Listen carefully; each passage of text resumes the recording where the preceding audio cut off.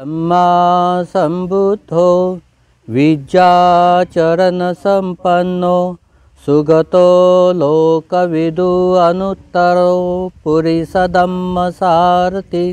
सत्था देवमनुष्यानं बुद्धो भगवाति स्वाखातो भगवता धम्मो संधिट्टिको अकालिको एहि पासिको ओपनायिको पाश्चातं वेदितव्यो वियूहिति सुपटिपन्नो भगवतो सावकसंघो उजुपटिपन्नो भगवतो सावकसंघो न्यायपटिपन्नो भगवतो सावकसंघो सामीचिपटिपन्नो भगवतो सावकसंघो यदिदं चत्तारि पुरीसयुगानि अट्ठपुरीसपुग्गला एष भगवतो सावकसंघो आहुनेयो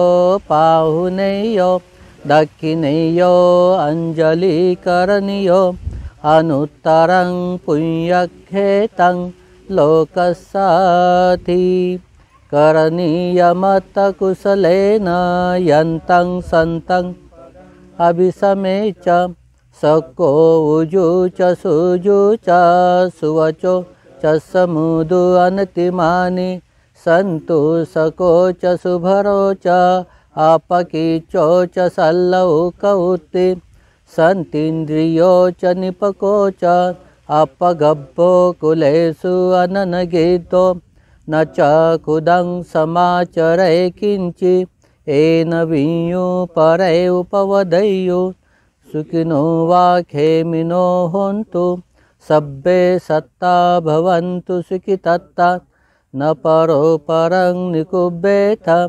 नातिमय्येत कतचिन किंचित् भ्यारोसना पटिगसंज्ञा न्यायमय्य सदुकमिच्छय्य माता यथा नियं पुतं आयुषा एकपुतं मनुरके एवंपि सर्वभूतेषु मानसं भावये अपरिमाणं मेतं च सर्वलोकस्मिन् मानसं भावये अपरिमाणं ऊर्ध्वं अधो च तिर्यं च असंवादं अवेरं असपतं तीतं चरन् निसिन्नो वा शयानो वा यावतः स विगतमिद्धो एतं सतिं अदिठेय ब्रह्ममेतं विहारं इदमाहु दिट्ठिं च अनुपगम्य शीलवादस्सनेन सम्पन्नो कामेषु विनय्यगेदं न हि जातु गभसेयं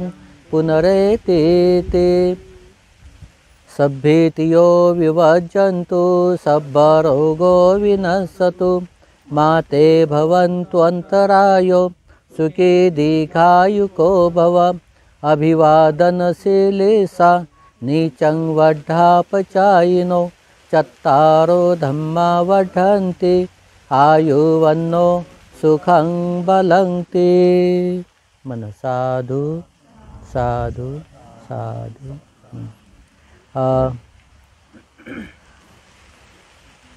तुमच्यापैकी इकडे या बाबा, इकडे या. या साईडला बस. तुम्ही इकडे या. येता येईल का? चालता येतं? नाही चालता येत. बर हां, तुम्ही इकडे या. तुम्ही उठा.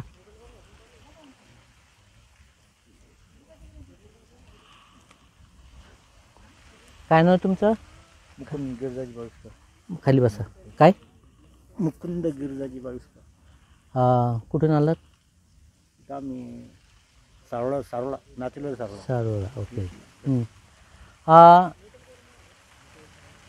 आपल्या उपासकांमध्ये उपस्थित असलेले आयुष्यमान मुकुंद गिरजाजी बाविस्कर. कोणतं गाव? सारोळा. इथं गाव आहे. नाही, सारोळा नाचनगाव सारोळा. बर, ओके. तिथून आलेले आहेत. तर हे उपासक आपल्या सर्व उपासक उपासिकांच्या वतीनं डॉक्टर बाबासाहेब आंबेडकर यांना पुष्पहार घालून अभिवादन करतील. उठा. बाबासाहेबांना हात टाकेल. तसंच हे करू नका, मोकळं करा ते. हां,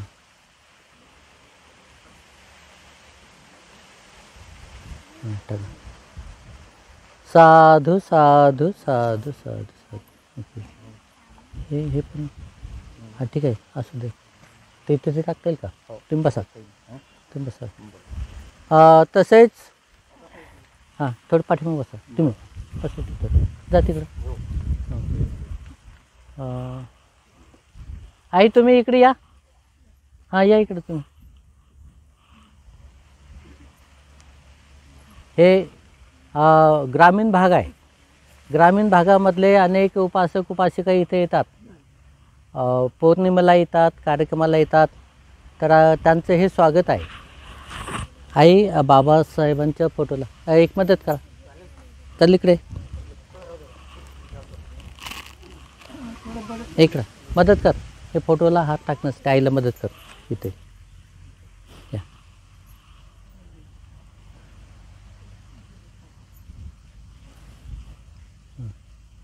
ठीक आहे, चल. साधू साधू साधू साधू. बसा, बसा इथे. हां, अभिवादन बसू द्या. सर्वांनी हात जोडा आणि त्रिशरण पंचशिलेची याचना करा. ठीक आहे. हां, येते ना सगळ्यांना सामूहिकपणे.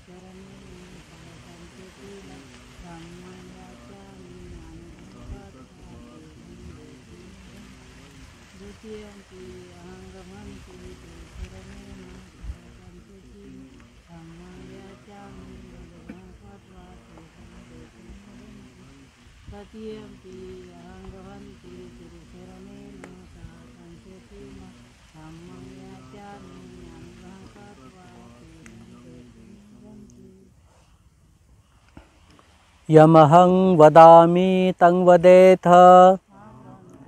नमो तस्स भगवतो अरहतो सम्मा सम्बुद्धस्स.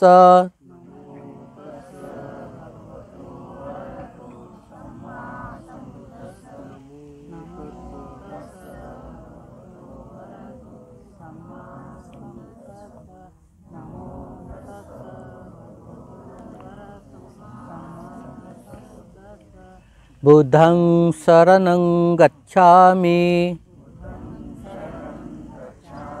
धम्मं शरणं गच्छामि. संघं शरणं गच्छामि. द्वितीयंपि बुद्धं शरणं गच्छामि. द्वितीयंपि धम्मं शरणं गच्छामि. द्वितीयंपि संघं शरणं गच्छामि. तृतीयंपि बुद्धं शरणं गच्छामि. तृतीयंपि धम्मं शरणं गच्छामि. तृतीयंपि संघं शरणं गच्छामि. शरणागमन संपूर्णं. पानातिपाता वेरमणि सिक्खापदं समादियामि.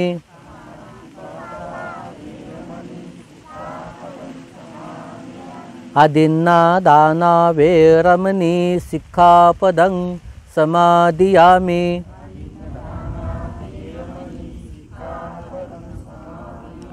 कामेषु मिच्छाचारा वेरमणी सिक्खापदं समादियामि।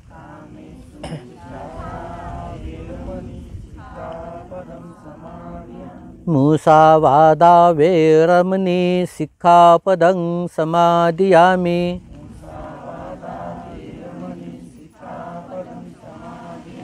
सुरामेरयमज्जपमादठाना वेरमणी सिक्खापदं समादियामि।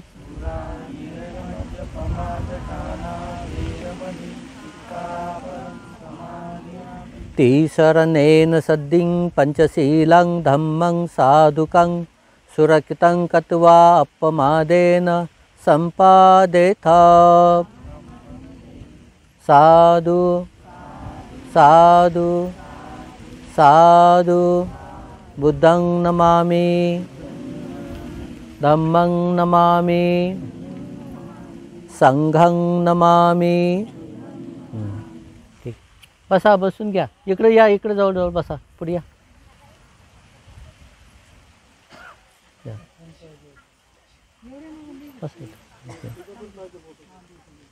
ठीक, चालेल. हां, ठीक आहे.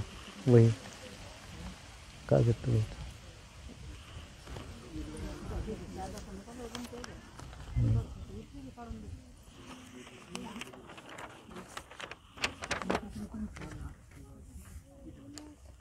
आता त्यांनी कसं अरेंजमेंट केलं त्याच्यावर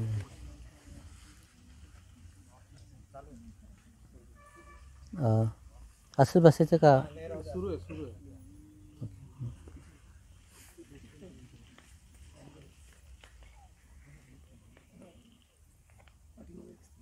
पब्लिकचं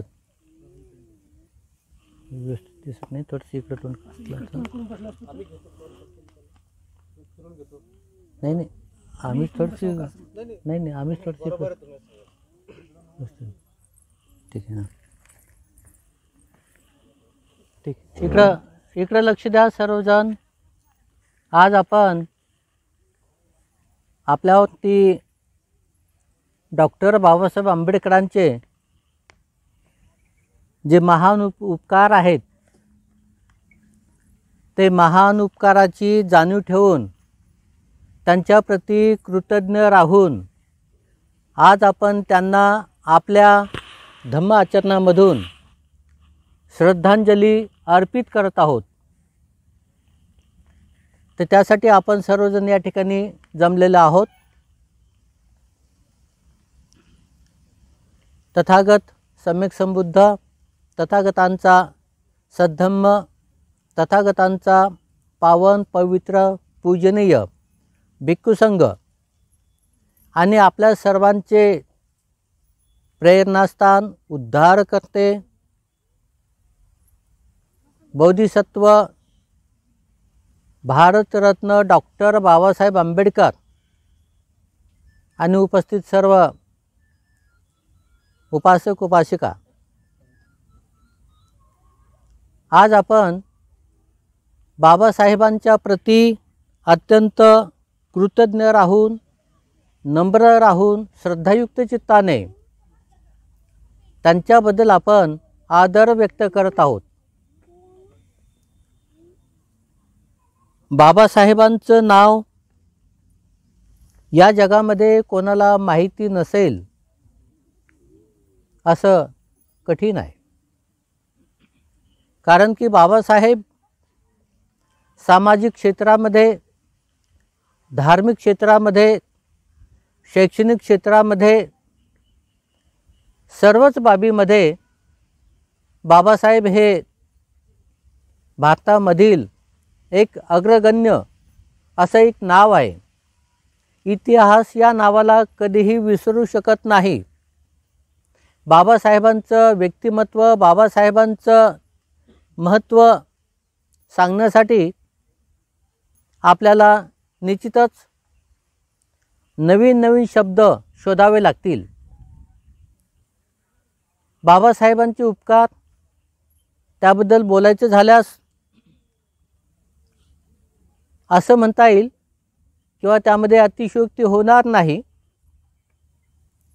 आपल्या आईवडिलांनी आपल्याला जन्म दिला, आईवडिलांनी आपल्याला जन्माला घातलं आणि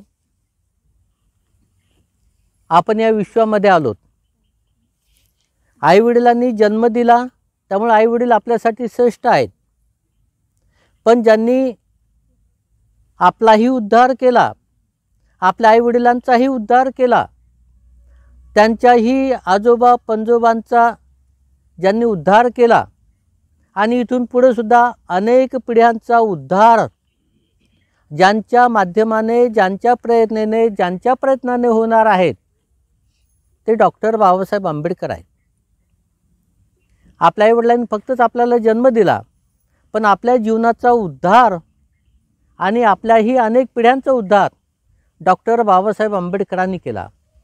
त्यामुळे त्यांचे सुद्धा जे अनंत उपकार आहेत त्याचं मोजमाप शब्दामध्ये किंवा आपल्या बोलण्यामधून ते व्यक्त होऊ शकत नाही, ते परिपूर्ण होऊ शकत नाही. त्यामुळे बाबासाहेब जे होते हे अष्टपैलू हिरा होते. भारतीय समाजाचे, भारतीय देशाचे अष्टपैलू हिरा होते. म्हणजे ज्या ज्या बाजूनं बघितला तो हिरा, त्याचं गुणवत्ता, त्याचं महत्त्व कोणत्याही अंगाने कमी होत नाही. असा हा भारतीय इतिहासातील भारतरत्न प्राप्त अष्टपैलू हिरा डॉक्टर बाबासाहेब आंबेडकर आहेत. त्यांचे काही गुण आपण या निमित्ताने समजून घेण्याचा प्रयत्न करू. बाबासाहेब नेमके कसे होते, काय होते, त्यांची गुणवत्ता, त्यांचं महत्त्व, त्यांचं कार्य हे काय होतं हे आपण निश्चित समजून घेतलं पाहिजे. त्याचा उद्देश, त्याचा फायदा हा आहे की आपण सुद्धा जे काही डॉक्टर बाबासाहेब आंबेडकरांनी समाजाची सेवा केली, देशाची सेवा केली, त्यांच्या पावलावरती पाऊल टाकून आपल्याला आपल्या जीवनामध्ये पुढे जाता आलं पाहिजे. आणि म्हणून या अनुषंगाने, या उद्देशाने आपण डॉक्टर बाबासाहेब आंबेडकरांना समजून घेणे अत्यंत आवश्यक आहे.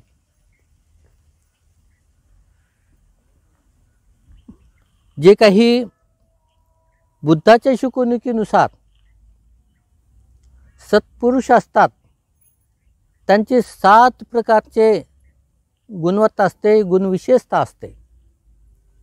ज्यांना आपण महापुरुष म्हणू, सत्पुरुष म्हणू, असे सत्पुरुषांचे आणि महापुरुषांचे 7 प्रकारचे गुणविशेष असतात. ते आपण बाबासाहेबांच्या बाबतीमध्ये समजून घेऊ.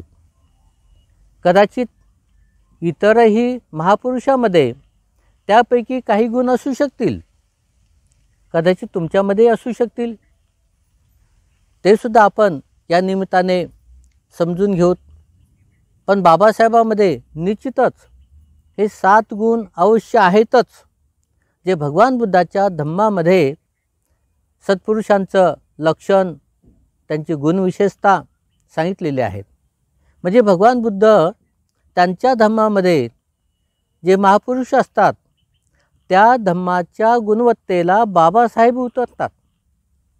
बाबासाहेब भगवान बुद्धाच्या नंतर 2500 वर्षांनी निर्माण झाले, उत्पन्न झाले. पण तरीसुद्धा तो धम्म जो भगवान बुद्धांनी शिकवलेला आहे, तो धम्म बाबासाहेबांच्या आचारा विचारामध्ये आणि वागण्यामध्ये होता. हे एक विशेष आहे आणि त्याचा फायदा आज आपल्याला होत आहे. जरी भगवान बुद्धाचा धम्म भारतामध्ये निर्माण झाला, उदयास आला आणि 2500 वर्ष हे लोटल्या गेले, पण त्या धम्माला जो लोकांच्या आचारा विचारामधून लुप्तावस्थेमध्ये गेला होता, नष्ट झाला होता, त्याचं पुनर्जीवन बोधिसत्व डॉक्टर बाबासाहेब आंबेडकरांनी आजच्या या काळामध्ये केलेलं आहे. म्हणजे 1956ला दीक्षाभूमी येथे बाबासाहेबांनी बौद्ध धर्माचा स्वीकार केला आणि पुन्हा या भारतभूमीमध्येच बुद्ध धर्माचा पुनर्जीवन त्यांनी निर्माण केलं. तर आपण धम्माच्या अनुषंगाने बाबासाहेबाला समजून घेऊ. काही लोक वेगळ्या वेगळ्या अंगाने समजून घेतात. कोणी लोक बाबासाहेबांना अर्थतज्ञ मानतात, कोणी लोक बाबासाहेबांना मानसतज्ञ मानतात, कोणी लोक बाबासाहेबांना शिक्षणतज्ञ मानतात, कोणी लोक बाबासाहेबांना कायदेपंडित मानतात. हे त्यांचे गुण विशेष आहेत. त्यांच्या शिक्षणामधून जे काही त्यांची प्रज्ञा प्रकट होते, ज्ञान प्रकट होतं, त्याचे हे गुण विशेष आहेत. बाबासाहेब हे शीलवान होते, नीतिवान होते, धर्मधर होते. बाबासाहेब हे महाकारुणिक होते. त्यांच्यामध्ये जी करुणा होती ती सुद्धा खूप विकसित झालेली करुणा होती. त्यांच्यामध्ये नैतिकता होती, करुणा होती, दया होती, प्रेम होतं, संयम होता, शांती होती. हे सगळे गुण बाबासाहेबांमध्ये आपल्याला दिसून येतात. मग हेच गुण भगवान बुद्धाने सत्पुरुषाचे जे लक्षण असतात त्याच्यामध्ये सांगितलेले आहेत आणि आपण बाबासाहेब समजून घेत आहोत. जे सत्पुरुष असतात त्यांचा पहिला गुण आहे तो म्हणजे धम्मयुता. पालीचे शब्द आहेत. कदाचित तुम्ही शब्द ऐकले असतील किंवा नसतील, माहिती नाही. तुमच्या कानावरती पडले असतील किंवा नाही, माहिती नाही. धम्मयुता त्याचा इंग्लिशमध्ये अर्थ होतो knowing the law, knowing the cause. म्हणजे नियम कायदा समजणे, जाणणे, किंवा जे काही आपण नियमाचं पालन करतो, नियमाचं पालन केल्यामुळे त्याचा हेतू काय आहे, त्याचा फायदा काय आहे, त्याचा लाभ काय आहे, हे जाणणे. म्हणजे कोणत्याही कायद्याचं नियमाचं आपण पालन केलं तर त्याचे परिणाम काय होतात, त्याचा फायदा काय होतो, त्याचा उद्देश काय असतो, हे बाबासाहेबांच्या आचरणामध्ये हे आपल्याला दिसून येतं. बाबासाहेबांनी समाजाचं अवलोकन केलं, समाजाचं परीक्षण केलं आणि समाजामध्ये जी काही त्या काळामध्ये उच्चनीचता होती, जातीयता होती, अनैतिकता होती, असाक्षरता होती, अंधश्रद्धा होती, कर्मकांड होते, या सगळ्या गोष्टीचा अभ्यास केला बाबासाहेबांनी.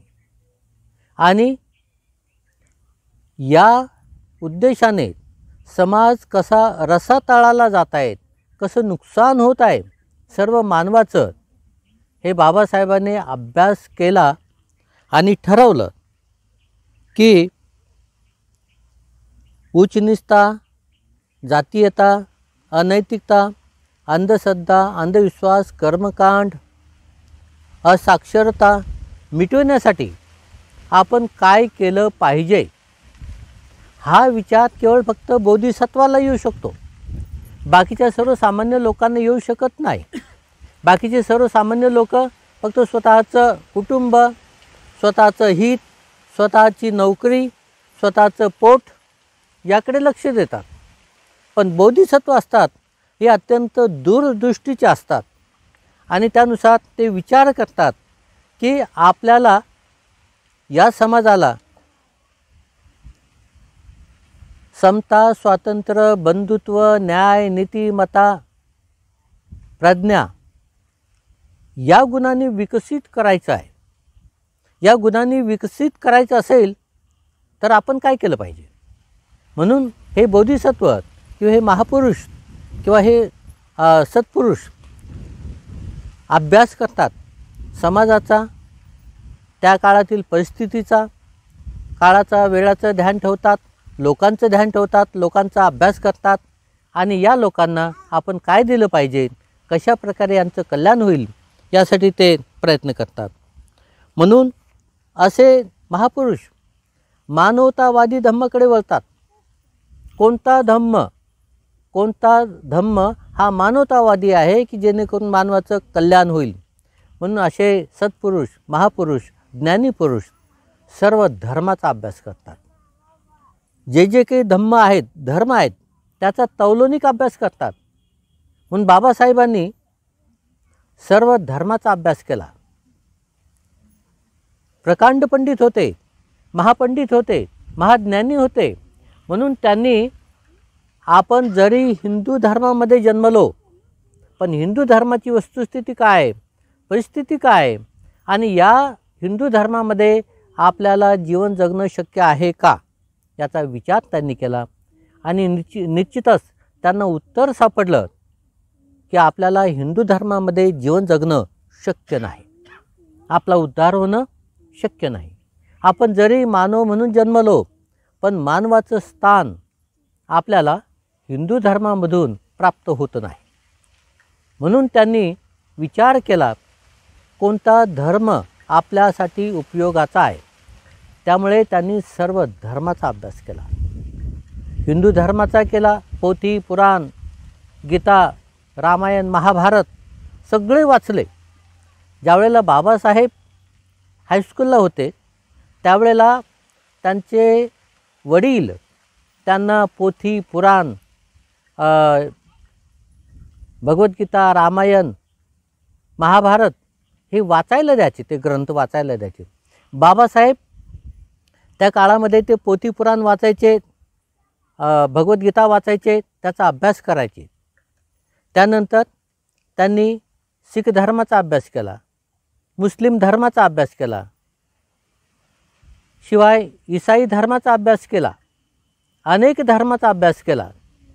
आणि मग शेवटी 1935ला त्यांनी बौद्ध धर्माचा अभ्यास करायला सुरुवात केली.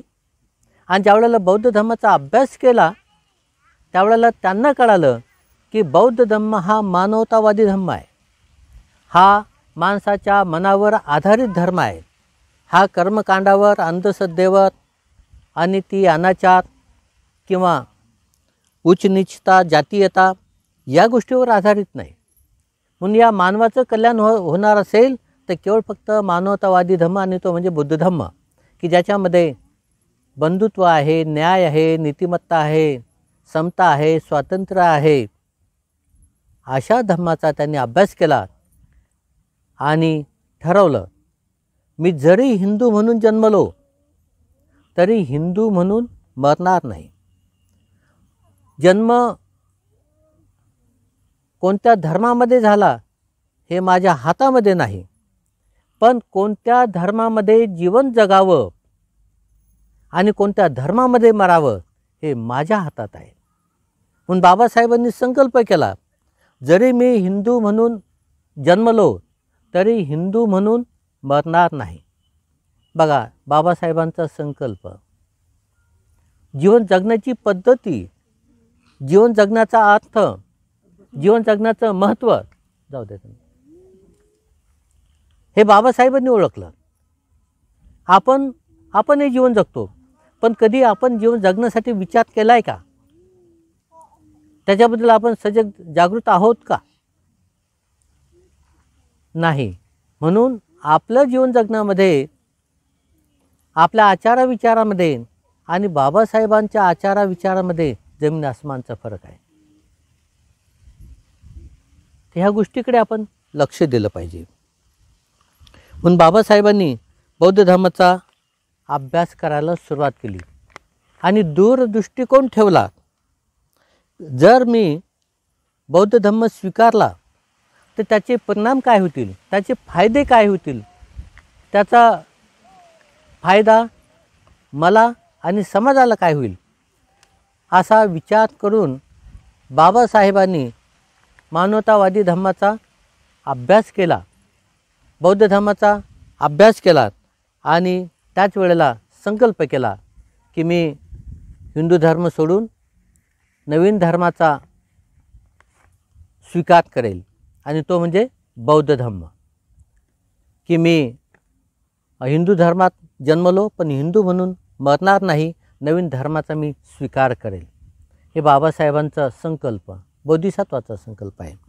दूरदृष्टिकोन ठेवून, दूरचा विचार ठेवून बाबासाहेबांनी हा संकल्प केला होता. तर ते धम्मयुता होते. धम्मयुता म्हणजे नियम, कायदा तो कसा असला पाहिजे, धम्माचा कायदा, जीवनाचा कायदा, सत्याचा कायदा कसा असला पाहिजे, तो कसा नियमामध्ये बसवला पाहिजे आणि त्याचे होणारे परिणाम काय असले पाहिजेत की जेणेकरून माणसाच्या जीवनाचं कल्याण होईल.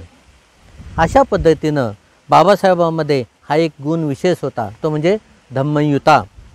Knowing the law, knowing the cause, इंग्लिशमध्ये त्याला म्हणता येईल. दुसरा गुण होता बाबासाहेबांचा, तो म्हणजे अथंयुता. शब्द कदाचित तुमच्या लक्षामध्ये राहणार नाहीत. अथंयुता, अथंयुता म्हणजे knowing the meaning, knowing the purpose, knowing the consequence. आता हे इंग्लिशचे शब्द आहेत, तर आपल्याला पालीचे शब्द समजत नाहीत, त्यामुळे इंग्लिशच्या शब्दाचा वापर करावा लागतो. इंग्लिशचेही शब्द आपल्याला समजले नाहीत, त्याचा अर्थ समजून घ्यावा लागतो. नोईंग द मिनिंग म्हणजे अर्थ जाणणे, सार जाणणे, त्याचा उद्देश जाणणे, त्याचं महत्त्व जाणणे. कशाचं? त्यांच्यामध्ये असलेले गुण. त्यांच्यामध्ये हाही गुण होता की ते अर्थ जाणत होते, प्रत्येक शब्दाचा, प्रत्येक गोष्टीचा अर्थ जाणत होते, त्याचा परिणाम जाणत होते, त्याचा उद्देश जाणत होते. आणि म्हणून त्यांनी कोणता धम्म निवडायचा तर तो फक्त मानवतावादी धम्म त्यांनी निवडला. कारण की तो धम्म, त्याचा उद्देश, त्याचा फायदा, त्याचा अर्थ ते जाणत होते. आणि म्हणून त्यांनी बौद्ध धर्माची निवड केली. आणि बौद्ध धर्माची निवड करून बाबासाहेबांनी 1956ला बौद्ध धर्माचा स्वीकार केला. गुणविशेषता बाबासाहेबांची, कारण ते कोणता धर्म स्वीकारावा, त्याचं महत्त्व, त्याचा उद्देश, त्याचा फायदा हे ते जाणत होते. आणि म्हणून बाबासाहेबांनी सर्व धर्माचा अभ्यास केला, पण एकच धर्म निवडला, तो म्हणजे बौद्ध धर्म. आणि एवढंच नव्हे तर बाबासाहेबांनी भारतीय राज्यघटना लिहून जे काही भारतीय नागरिक आहेत त्यांना समानता देण्याचा त्यांनी आटोकाट प्रयत्न केला. भारतीय राज्यघटनेमध्ये सर्वांना समान अधिकार, सर्वांना समान हक्क, सर्वांना जीवनाचे जे काही मूलभूत गरजा आहेत त्या परिपूर्ण करण्यासाठी त्यांनी कायदा बनवून सर्वांचं त्यांनी भारतीय समाजाचं उद्धार केला, कल्याण केलं. बाबासाहेबांनी समतामूलक, न्यायमूलक, प्रज्ञामूलक जी राज्यघटना बाबासाहेबांनी दिली त्यामधून भारतीय देशाचं एकता, बंधुत्व, भारतीय देशामध्ये एक सांघिकपण हे टिकून राहिलं केवळ फक्त बाबासाहेबांच्या भारतीय राज्यघटनेमधून. समाजामध्ये जी काही एकता आहे, समाजामध्ये जे संघटन आहे, समाजामध्ये जे एक बंधुत्व आहे, समाजामध्ये जे काही न्याय आहे, तो भारतीय राज्यघटनेच्या माध्यमाने आहे. म्हणून भारताची सार्वभौमत्व टिकवण्यासाठी भारतीय राज्यघटना सर्वश्रेष्ठ आहे. हे गुण विशेषतः बाबासाहेबांचे आहे. कारण की बाबासाहेब जाणत होते भारतीय राज्यघटना कशी आहे, काय आहे, त्याचा फायदा काय आहे, त्याचा उद्देश काय, त्याचा अर्थ काय, त्याचा परिणाम काय आहेत, हे दूरदृष्टिकोन ठेवून बाबासाहेब त्याचा अर्थ जाणत होते, त्याचा उद्देश जाणत होते. आणि कशा पद्धतीनं भारतीय समाज सुखाने, समाधाने, आनंदाने राहू शकतो हे बाबासाहेब जाणत होते. बाबासाहेबांचा तिसरा गुण आहे अत्तंयुता. अत्तंयुता म्हणजे नोईंग वन सेल्फ, स्वतःला जाणणे, स्वतःला समजणे, स्वतःचं परीक्षण करणे, स्वतःचं अवलोकन करणे, स्वतः अंतर्मुख होणे, स्वतःचा शोध घेणे. जे सत्पुरुष असतात, जे महापुरुष असतात, ते स्वतःचा शोध घेतात, स्वतःला जाणतात, समजतात, स्वतःला ओळखतात, स्वतःची परीक्षा करतात. याचं उदाहरण आपल्याला बाबासाहेबांनी चवदार तळ्याचा सत्याग्रह, तुम्हाला आठवत असेल बाबासाहेबांचे हे सगळे गुण. चवदार तळ्याचा सत्याग्रह बाबासाहेबांनी केला.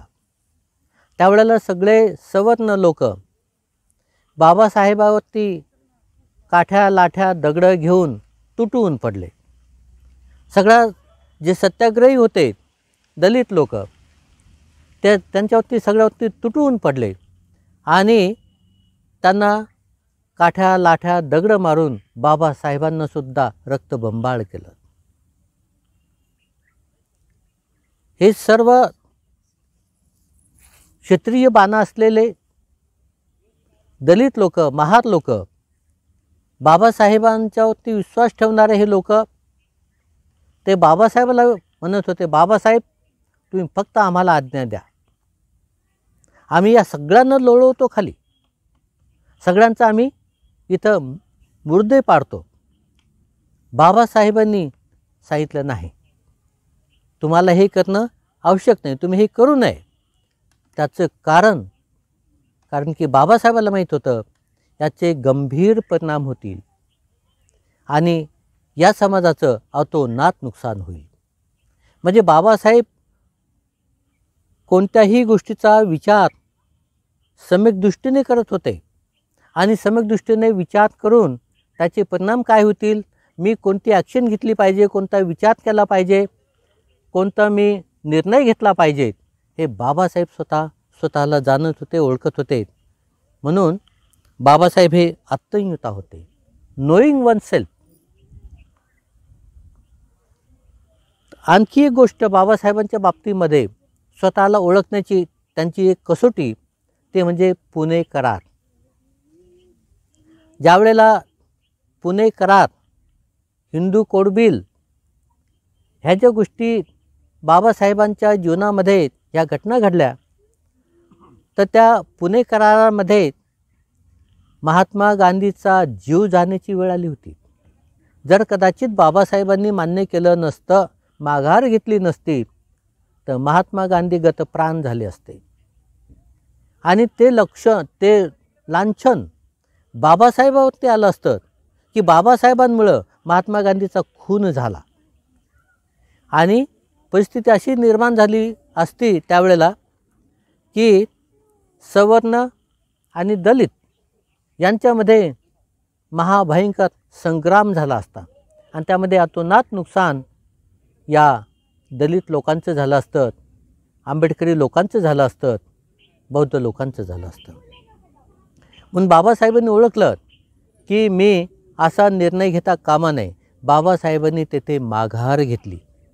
बाबासाहेब दूरदृष्टी ठेवणारे होते, स्वतःला जाणत होते, स्वतःला ओळखत होते आणि म्हणून बाबासाहेबांनी स्वतः माघार घेतली आणि महात्मा गांधीला जीवदान दिलं. नाही तर एवढ्या मोठ्या महापुरुषाच्या जीवनामध्ये जर ही घटना घडली असती, महात्मा गांधीचा प्राण गेला असता. ते उपवास करत होते. जर बाबासाहेबांनी माघार घेऊन त्यांचं उपोषण सोडलं नसतं तर महात्मा गांधी गेले असते आणि त्यांच्या इतिहासामध्ये लिहिलं गेलं असतं. बाबासाहेबांच्या इतिहासामध्ये बाबासाहेबांच्या हट्टीपणामुळं महात्मा गांधीची काय झालं म्हणजे मृत्यू झाला. हे लांछन बाबासाहेबांवरती येऊ नये आणि त्यामध्ये समाजाचं नुकसान होऊ नये म्हणून बाबासाहेबांनी स्वतः माघार घेऊन महात्मा गांधीला जीवदान दिलं. बघा, हे महापुरुषांचे सत्पुरुषांचे लक्षणं असतात. हट्टपणा, कोणत्या वेळेला माघार घ्यायची, कोणत्या वेळेला तडजोड करायची, कोणत्या गोष्टीचा परिणाम काय होतो हे बाबासाहेब जाणत होते. म्हणून हा एक गुणविशेष त्यांच्यामध्ये होता. समाजाचं हित त्यांनी ध्यानात ठेवलं आणि स्वतःचं अहंकार, स्वतःचं स्वाभिमान, स्वतःचं काय मीपणा हा त्यांनी पुढे येऊ दिला नाही. तेथेसुद्धा त्यांनी महात्मा गांधीवर करुणा, दया, मैत्री याचा वर्षाव केला आणि महात्मा गांधीला वाचवलं. पण शेवटी महात्मा गांधी मेले कशामुळं? ते त्यांच्या कर्माने मेले, आहे की नाही. महात्मा गांधीचा खून झाला कोणी केला? नथुराम गोडसेनं. म्हणजे ते कशामुळे झाला? महात्मा गांधीच्या कर्मामुळे झाला. पण ते लांछन बाबासाहेबांवरती येऊ नये बाबासाहेबांनी त्यावेळेला काय केलं? पुणे करारामध्ये माघार घेतली आणि महात्मा गांधीला जीवदान दिलं. बघा, त्यामुळे बाबासाहेब स्वतःला ओळखत होते. मतयुता म्हणजे moderation, knowing how to be temperate, किंवा त्याला आपण म्हणू शकतो प्रसंग पाहून वागणे, संयम ठेवणे. बाबासाहेब स्वतःवरती संयम ठेवत होते, प्रसंग पाहून वागत होते. हट्टीपणा, मीपणा, जिद्दपणा किंवा अहंकार, गर्व अजिबात पुढं आणत नव्हते. हा एक बाबासाहेबांचा एक विशेष गुण होता आणि हा गुण आपल्यामध्ये सुद्धा असला पाहिजे. म्हणजे आपण संयम ठेवला पाहिजे, स्वतःवरती संयम ठेवायचा, प्रसंग पाहून आपल्याला वागता आलं पाहिजे. बाबासाहेब जरी म्हणत होते काय, मोडेन पण वाकणार नाही. पण केव्हा प्रसंग असेल तर, जेथे वाकायचं नाही तिथे अजिबात वाकायचं नाही. पण जेथे वाकणं आवश्यक असेल, जेथे तडजोड करणे आवश्यक असेल तिथे केलीच पाहिजे, कारण तिथं समाजाचे हित असतं. म्हणून हा एक विशेष गुण बाबासाहेबांचा आपल्याला ध्यानात घ्यावं लागेल.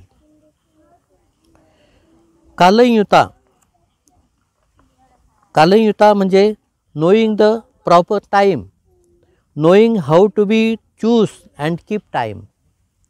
म्हणजे योग्य वेळ पाहणे, योग्य वेळेचं महत्त्व जाणणे आणि योग्य वेळी योग्य निर्णय घेणे, हा एक बाबासाहेबांचा विशेष गुण होता. मग आता आपल्याला ध्यानात घ्यावं लागेल, बाबासाहेब प्रसंग पाहून वागत होते आणि योग्य वेळ समजत होते की कोणत्या वेळेला कोणतं काम करावं. म्हणून बाबासाहेबांनी 1956 पासून बौद्ध धर्माचा अभ्यास केला तर 1956 पर्यंत अभ्यास केला आणि 1956ला त्यांनी योग्य निर्णय घेतला की आता मी बौद्ध धर्माची दीक्षा घेतली पाहिजे. बौद्ध धर्माची दीक्षा घेण्याच्या अगोदर बाबासाहेबांनी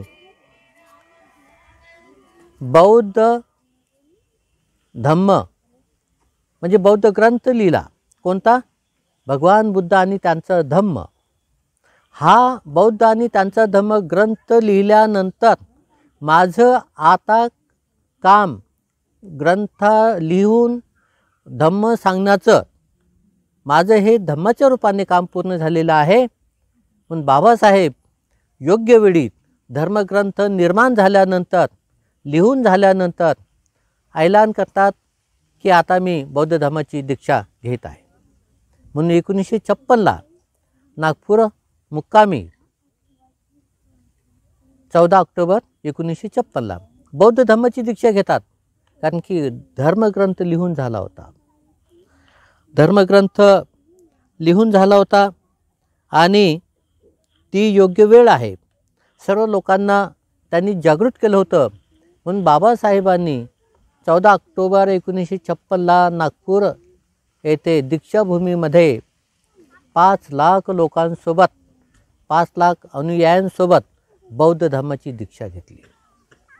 बघा, योग्य वेळ, योग्य ठिकाण, योग्य परिस्थिती कशी असते हे बाबासाहेबांकडून आपण शिकलं पाहिजे. मग हे गुण कदाचित आपल्या अंगी असतील, आपल्यामध्ये असतील तर आपल्याला किती लाभ होऊ शकेल. मग आपण अशा महापुरुषाच्या पावलावरती पाऊल टाकून त्यांच्यामध्ये जे असलेले सद्गुण, चांगले गुण आपण आपल्यामध्ये उतरवण्याचा प्रयत्न केला पाहिजे. म्हणून बाबासाहेबांना योग्य वेळी, योग्य ठिकाणी, योग्य निर्णय घेऊन योग्य कार्य बाबासाहेब करत होते. तर हे बाबासाहेबांचा एक गुणविशेषता होती. त्यानिमित्त याशिवाय 6वा गुण आहे परिसंयुता, म्हणजे knowing the assembly, knowing the society. जे समाज आहे, जे सोसायटी आहे, त्याचा अभ्यास बाबासाहेब करत होते. कारण ते समाजतज्ञ होते, समाजतज्ञ होते, शिक्षणतज्ञ होते. बाबासाहेब आर्थिक तज्ञ होते, विधितज्ञ होते, मानसतज्ञ होते. त्यामुळं या गुणाचा बाबासाहेबांना खूप उपयोग झाला की सोसायटीला समजणे, जाणणे, त्यांचं परीक्षण करणे, अवलोकन करणे आणि या सोसायटीला काय देणं आवश्यक आहे हे बाबासाहेब जाणत होते, समजत होते. बाबासाहेबांनी बौद्ध धर्माची दीक्षा तर दिलीच, पण बौद्ध धर्माच्या सोबत या भारतीय समाजातील लोकांना जे बौद्ध झालेले आहेत त्यांना कशाची गरज आहे, कशाची आवश्यकता आहे, काय त्यांना दिलं पाहिजे. कारण बाकीचे जे देश आहेत, बौद्ध देश, ते बौद्ध धर्माची दीक्षा देताना त्रिशरण पंचशील हे दिल्या जातं त्यांना आणि ते बौद्ध धर्म स्वीकार करतात. बौद्ध धर्माची दीक्षा त्यांची परिपूर्ण होते, त्रिशरण आणि पंचशील. पण बाबासाहेबांनी विचार केला, जरीही भारतीय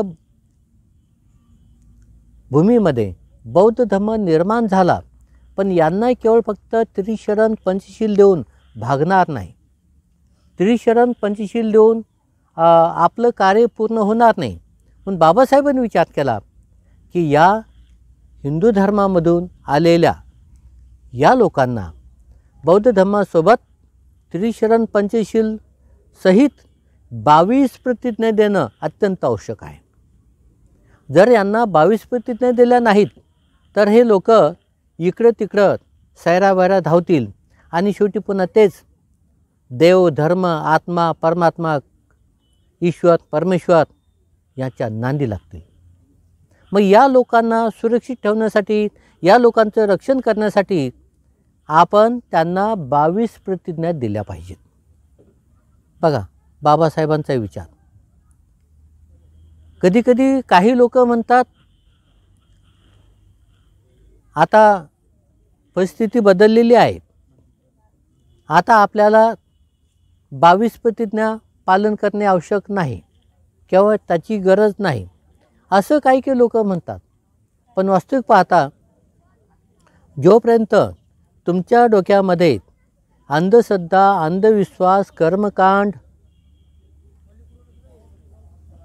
मनुष्यामध्ये भेदभाव, जातीयता, उच्च नीचता ह्या गोष्टी जोपर्यंत तुमच्यामध्ये, तुमच्या आचारविचारामध्ये आहेत, तोपर्यंत तुम्हाला 22 प्रतिज्ञेची गरज आहे. आणि तोपर्यंत तुम्ही ह्या 22 प्रतिज्ञा पालन केल्या पाहिजेत आणि बाकीच्या समाजामध्ये सुद्धा याचा प्रचार प्रसार केला पाहिजे. ही जबाबदारी स्वतःही आपण पालन करून त्याचा प्रचार प्रसार करणे ही स्वतःची जबाबदारी आहे आणि त्यासाठी आपण कटिबद्ध असलं पाहिजे. जर आपण या गोष्टीचं पालन केलं, धर्माचा प्रचार प्रसार केला, तर निश्चितच बाबासाहेबांचं जे संकल्प होता, जे स्वप्न होता, संपूर्ण भारत बौद्धमय करण्याचा, हा संकल्प परिपूर्ण होईल. बाबासाहेबांनी एवढा मोठा संकल्प कोणासाठी आणि कोणाच्या भरोशावरती केला, तर तो सर्व भारतीय बौद्ध समाजातील जे लोक आहेत त्यांच्या भरोशावर, त्यांच्यासाठी आणि बाकीच्या सर्व भारतीय समाजासाठी बाबासाहेबांनी एवढा मोठा हा संकल्प केलेला आहे. म्हणून आपली जबाबदारी आहे, आपण समाजाचं अवलोकन करावं, बौद्ध धर्माचा अभ्यास करावा, आचरण करावं, 22 प्रतिज्ञेचं पालन करावं आणि त्याचा प्रचार प्रसार करावा. तर ही सुद्धा आपली एक जबाबदारी आहे. तर ही गोष्ट बाबासाहेब जाणत होते, त्यामुळे ते परिसंयुता होते, म्हणजे knowing the assembly, knowing the society. समाज जाणणे, समजणे, परीक्षण करणे, त्याचं अवलोकन करणे आणि समाजाचं रक्षण करणे धम्माच्या प्रचार प्रसाराच्या माध्यमाने. एवढंच नव्हे तर बाबासाहेबांचा आणखी एक गुण होता, तो म्हणजे पुग्गलयुता. पुग्गलयुता म्हणजे knowing the individuals, knowing the different individuals. म्हणजे प्रत्येक व्यक्ती जे आहेत ते जाणणे, समजणे आणि सामाजिक संघटन करणे. सामाजिक संघटन करण्यासाठी आपल्या सभोवती जे आपले शिष्यगण आहेत, आपले जे हितचिंतक आहेत किंवा जे आपल्याला मानणारे आहेत, अशा प्रत्येक व्यक्तीला जाणून समजून त्यांच्यावरती वेगळी वेगळी जबाबदारी देणे, त्यांच्यावरती वेगळे वेगळे कार्यभाग सोपवणे, हे बाबासाहेब जाणत होते. संघटना बांधायची असेल, संघटन करायचं असेल, सांघिकपणे काम करायचं असेल, तर हे तुम्हाला तुमच्या सोबती, तुमच्या सोबत असलेल्या लोकांचं अवलोकन करून त्यांच्यावरती जबाबदारी टाकता आली पाहिजे. कोणता व्यक्ती कोणती जबाबदारी स्वीकारू शकतो आणि कोणती जबाबदारी स्वीकारल्यानंतर ते समाजाचं कल्याण करू शकतात, तर या गुणाचं परीक्षण बाबासाहेबांना चांगल्या प्रकारे होतं. म्हणून बाबासाहेबांकडे जे सत्पुरुष आहेत त्यांचे 7ही गुण बाबासाहेबांकडे होते. आता ते 7 गुण तुम्हाला पालीचे शब्द असल्यामुळं कदाचित ध्यानात राहणार नाहीत, पण पुन्हा एकदा मी तुम्हाला सत्पुरुषाचे 7 गुण, सत्पुरुषाचे 7 महान गुणवत्ता हे तुम्हाला सांगत आहे. एक म्हणजे धम्मयुता, knowing the law, knowing the cause, हे आपण बघितलं. त्यानंतर दुसरा गुण आहे अर्थयुता, म्हणजे अर्थ, सार, उद्देश, त्याचं महत्त्व जाणणे, समजणे. तिसरा गुण आहे बाबासाहेबांचा अर्थयुता, स्वतःला जाणणे, स्वतःला समजणे, स्वतःचं अवलोकन, परीक्षण करणे, हा गुण बाबासाहेबांमध्ये होता. बऱ्याच लोकांमध्ये या गुणाचा अभाव आहे, त्यामुळे ते स्वतःला जाणत नाही, समजत नाहीत आणि बेतालपणे वागतात. तर बाबासाहेब असं कधीही वागत नव्हते. शील, सदाचार, मैत्री भावना, सद्गुण इत्यादी गुणांनी ते अत्यंत परिपूर्ण होते. बाबासाहेबांचा चौथा गुण आहे तो म्हणजे मतयुता, संयम ठेवणे स्वतःवरती. बाबासाहेबांनी भारतीय राज्यघटना लिहून आपला संयम समाजाच्या प्रती, मानवाच्या प्रती त्यांनी दाखवलेला आहे. जर कदाचित बाबासाहेब संयमी नसते, त्यांच्यामध्ये मैत्री करुणा नसती, तर बाबासाहेबांनी असे काही घटना लिहिली असती की सगळं काही दलित लोकांचंच कल्याण व्हावं. ज्यांनी हजारो वर्ष दलित लोकांना गुलाम केलं, त्यांचं शोषण केलं, त्यांच्यावरती अन्याय अत्याचार केले, त्यांचा सूड उगवण्यासाठी, बदला घेण्यासाठी बाबासाहेबांनी वेगळेच कायदे केले असते. पण बाबासाहेब अत्यंत संयमी होते, अत्यंत मैत्रीपूर्ण चित्ताचे होते. त्यांनी कोणावरती अन्याय अत्याचार होणार नाही आणि केला नाही अशी सुंदर अशी जगातील भारतीय राज्यघटना बनवली. बाबासाहेब त्यामुळं अत्यंत संयमी होते, स्वतःला ओळखून होते, प्रसंग पाहून वागणारे होते. तर हा सुद्धा त्यांचा एक चौथा गुण मतयुता त्यामध्ये तो प्रकट होत आहे. पाचवा गुण आहे कालयुता. योग्य वेळी योग्य निर्णय घेणे, योग्य निर्णय घेऊन त्याचा योग्य वेळ जाणणे, समजणे, त्याचा फायदा जाणणे, अशा पद्धतीनं बाबासाहेब योग्य वेळ पाहून योग्य निर्णय घेत होते. आणि बाबासाहेबांनी बौद्ध धर्माचा स्वीकार केला योग्य वेळ पाहून, योग्य प्रसंग पाहून, आणि त्यामध्ये ते अग्रेसर ठरले. त्यानंतर बाबासाहेबांचा सहावा गुण आहे परिसंयुता. Knowing the society, knowing the assembly, म्हणजे समाज त्याची जाणीव ठेवणे, समाजाचं अवलोकन करणे, समाजाचं परीक्षण करणे आणि समाजाचं हित करणे, हा गुण बाबासाहेबांचा सहावा गुण होता. बाबासाहेबांचा सातवा गुण होता पुगलयुता. Knowing the individuals, knowing the different individuals. Babasaheb व्यक्तिशः स्वतःला जाणत होते, व्यक्तिशः इतरांना जाणत होते. व्यक्तीमध्ये काय फरक असतो, त्यांचं चरित्र कसं असतं, त्यांच्यावरती जबाबदारी कोणती टाकायची, कोणत्या पद्धतीनं संघटन होईल, कशा पद्धतीने ते संघटित राहतील, याबद्दल बाबासाहेब सतर्क आणि सजग होते. त्यामुळे त्यांचा हा एक सातवा गुण होता पुगलयुता. तर अशा पद्धतीनं बाबासाहेब हे सत्पुरुष होते, महापुरुष होते.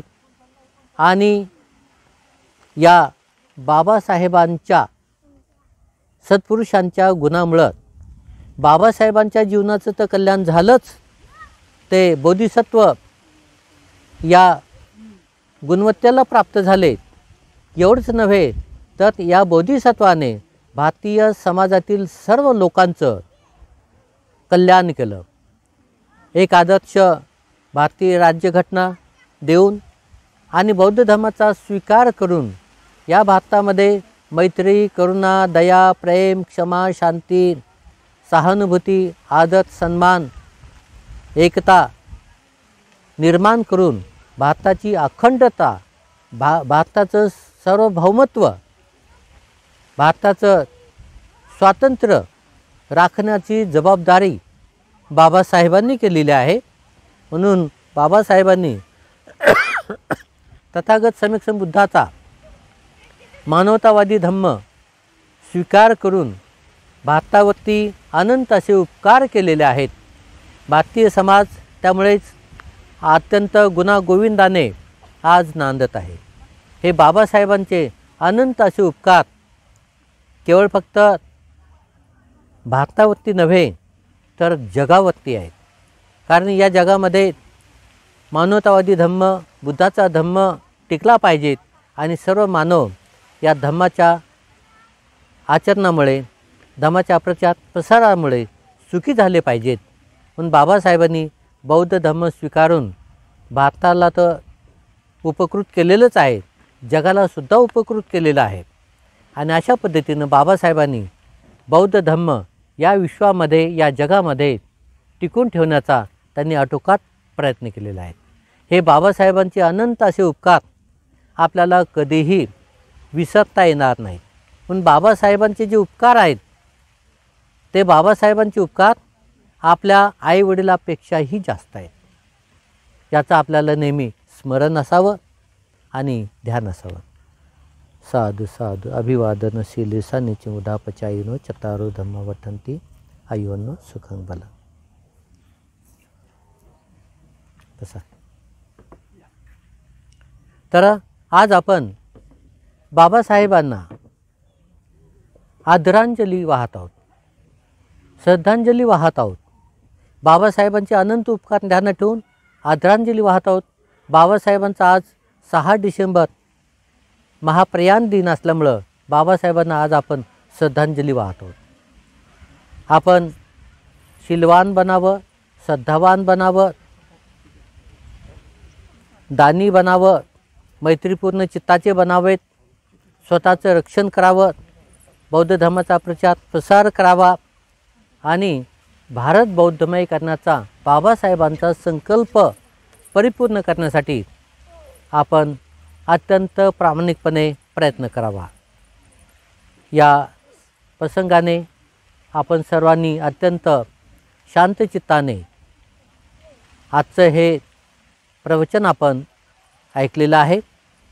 आपल्या सर्वांचं हित हो, मंगल हो, कल्याण हो, सर्वजण सुगतीला प्राप्त होत, सर्वांच्या जीवनामध्ये धम्म प्रकाश निर्माण होऊन जीवनाचा अज्ञानाचा अंधकार नष्ट होऊन सर्वजण बुद्ध धर्माच्या मार्गावरती चालून सुगतीला प्राप्त होत, एवढीच एक मंगल कामना व्यक्त करून सर्वांना शुभ आशीष देऊन आजचा हा कार्यक्रम या ठिकाणी आपण आता संपवत आहोत.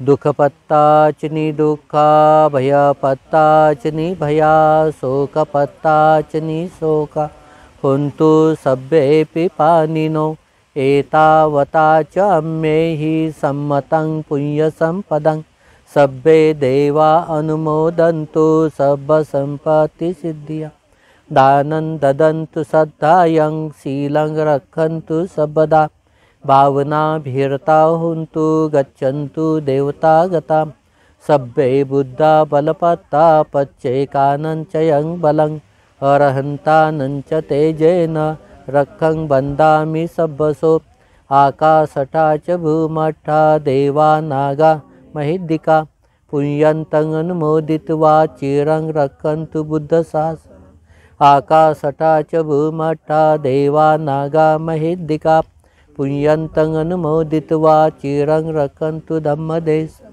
आकाशटा च भूमठा देवा नागा महिद्दिका, पुण्यन्तं अनुमोदित्वा चिरं रक्षन्तु परन्ति, भवतु सर्वमङ्गलं रक्षन्तु सर्वदेवता, सर्वबुद्धानुभावेन सदा सोते भवन्तु, भवतु सर्वमङ्गलं रक्षन्तु सर्वदेवता, सर्वधर्मानुभावेन सदा सोते, भवतु सर्वमङ्गलं रक्षन्तु सर्वदेवता, सर्वसङ्घानुभावेन सदा सोते भवन्तु ते.